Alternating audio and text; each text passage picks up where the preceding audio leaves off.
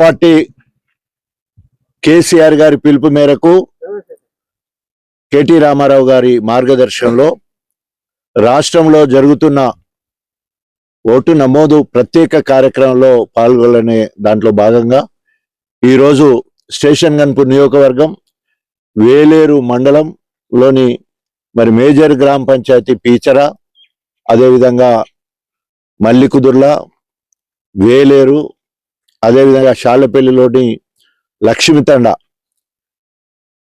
గ్రామాలు సందర్శించి ఏ రకంగా ఓటరు నమోదు జరుగుతుందని పరిశీలించడం జరిగింది. ఇప్పటి వరకు గణపురం నియోజకవర్గంలో దాదాపు 71% ఓటు నమోదైనట్టు, అదేవిధంగా వేలేరుకు వస్తే దాదాపు 72% ఇప్పటికే ఓటు నమోదు కార్యక్రమం ఉన్నది. ఏదైతే VLOలు ఉన్నారో బూత్ లెవెల్ ఆఫీసర్గా ఉన్న అంగన్వాడీ టీచర్లకు పని భారం ఎక్కువైతా ఉంది.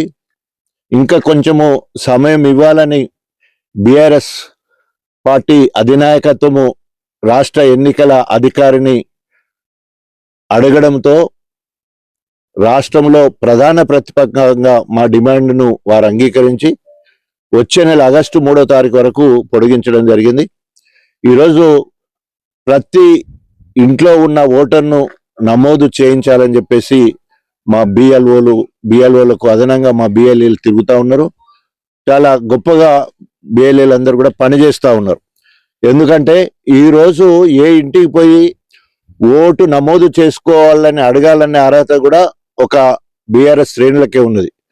ప్రతి ఇంట్లో చేసిన పనులు, ఆ ఇంటికి నల్ల కానీ, ఆ ఇంటి రైతు బంధు కానీ, రైతు బీమా కానీ, రైతుకు 24 గంటల కరెంట్ కానీ, ఆ రైతుకు తల్లి ఉంటే 2000 పెన్షన్ కానీ, బిడ్డ ఉంటే కళ్యాణ లక్ష్యం కానీ, కొడుకుంటే ఫీజు రియంబర్స్మెంట్ కానీ, రెసిడెన్షియల్ పాఠశాలలు కానీ, వికలాంగుడు ఉంటే 4000 పెన్షన్ కానీ, అదేవిధంగా ఆ ఇంట్లో ప్రతి సంవత్సరము పూల మొక్కలు, పళ్ళ మొక్కలు, హరితహారం కింద చెట్ల విషయం కార్యక్రమం కానీ, అదేవిధంగా ఇల్లు ముదిరాజు అయితే చాప పిల్లలు, వలలు అమ్మటానికి వాహనాలు ఇచ్చి, గొల్లోళ్ళు అయితే కుర్మోళ్ళు అయితే వాళ్లకు గొర్రెపిల్లలు, పొట్టేలు ఇచ్చి, ఇట్లా అనేక రకాలుగా ప్రతి కుటుంబానికి ఈ రోజు వరకు కేసీఆర్ ఫలితాలే అందుతున్నాయి. అదనంగా అలివిగాని హామీలు ఇచ్చిన రేవంత్ రెడ్డి ఎక్కడ అందడం లేదు. విర్రవీగి ఈ రోజు రేవంత్ రెడ్డి ఎర్రిలేసి మాట్లాడుతున్నాడు, కుక్కలా అరుస్తున్నాడు. ఎందుకంటే ఏమి చేయలేడు, ఎగిరెగిరి పడుతుంది అన్నట్టు, ఎంగిలాకిలి ఎగిరెగిరి పడుతుంది అన్నట్టు ఈరోజు ఏమి చేయకుండా రాహుల్ గాంధీ గారికి కప్పం కడుతూ ఆయన పదవిని కాపాడుకుంటున్నాడు. విచక్షణ రహితంగా మాట్లాడుతున్నాడు.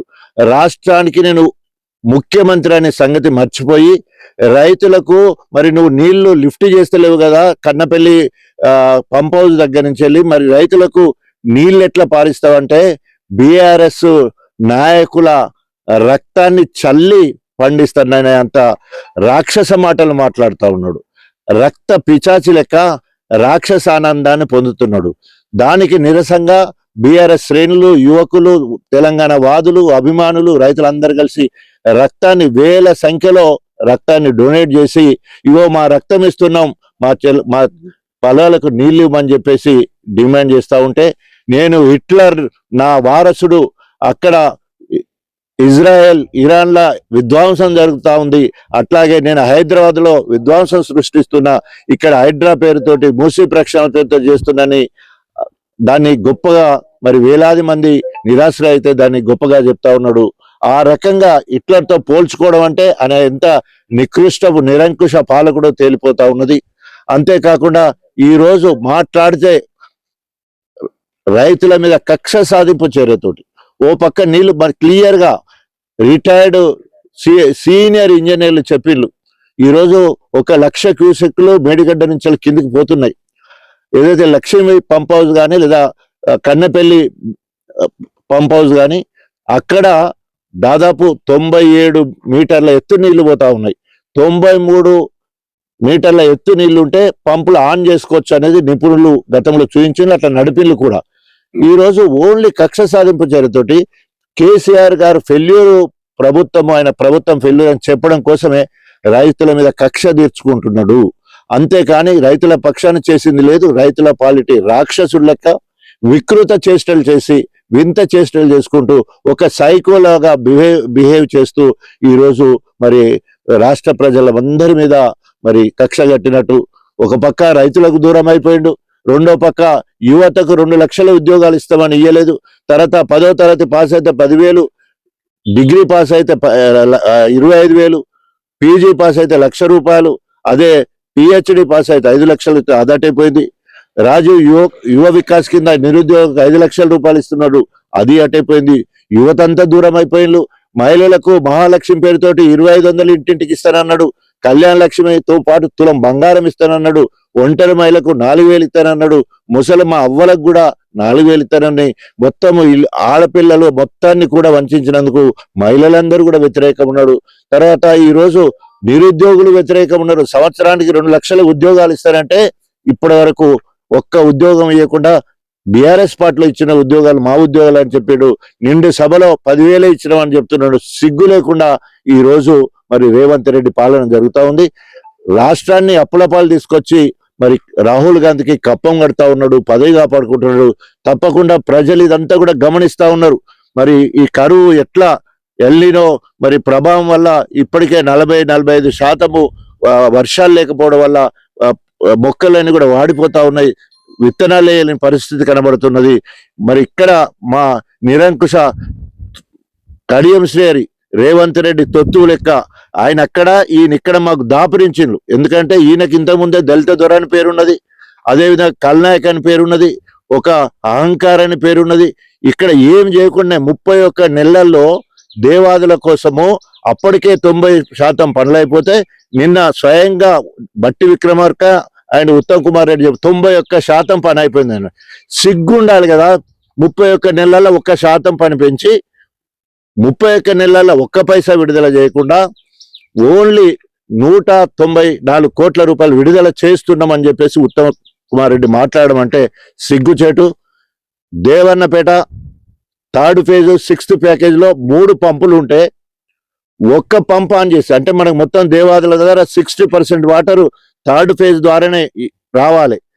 30 మెగావాట్ల మోటార్ ఉంటుంది, ఒక్కొక్కటి 3 మోటార్లు ఉన్నాయి అక్కడ. సో 1 మోటార్ ఆన్ చేసి ఆ నీళ్ళని పైన చల్లుకొని ఏదో చేసింది. దేవాదులకు వ్యతిరేకి కడియం శ్రేయరి ఆనాడు మరి దేవాదులకు శంకుస్థాపన చేసి 17 నెలల మట్టి తీయకపోతే నేను పిండాలు పెట్టిన తర్వాత 2008లో సోనియా గాంధీ గారు వచ్చి దేవాదులకు నీళ్లు వదిలిపెడితే ధర్మసారకు నీళ్లు రావద్దని ఆ కీ తీసి ధర్మసాగర్ రిజర్వర్ వేసిన దుర్మార్గుడు.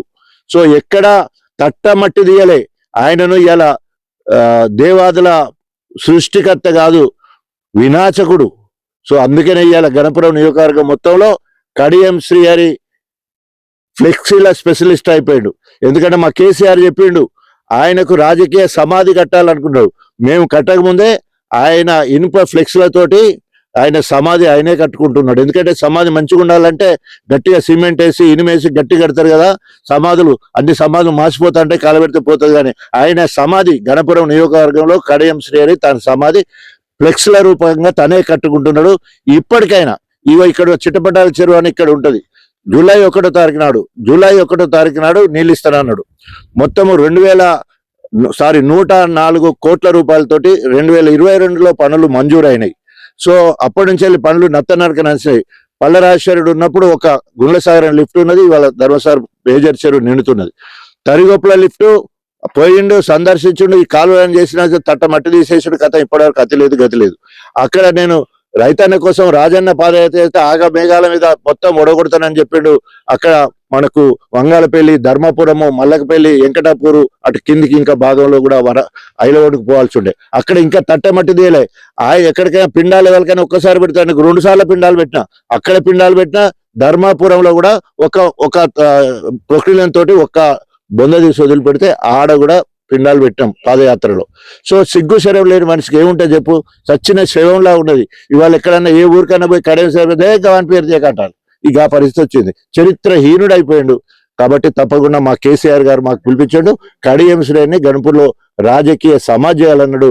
తప్పకుండా ఆయన సమాజం ఆయనే కట్టుకుంటానని హెచ్చరిస్తూ ఇప్పటికైనా జూలై 1 అయిపోయింది. జూలై 1కి నీళ్ళు ఇస్తారన్నారు. ఈ పని పూర్తి చేయాలి. లేకపోతే మళ్ళోసారి మరి తప్పకుండా రైతుల కోసం రాజన్న పాత్ర 2వ విడత కార్యక్రమం కూడా చేపడతాం. జై తెలంగాణ.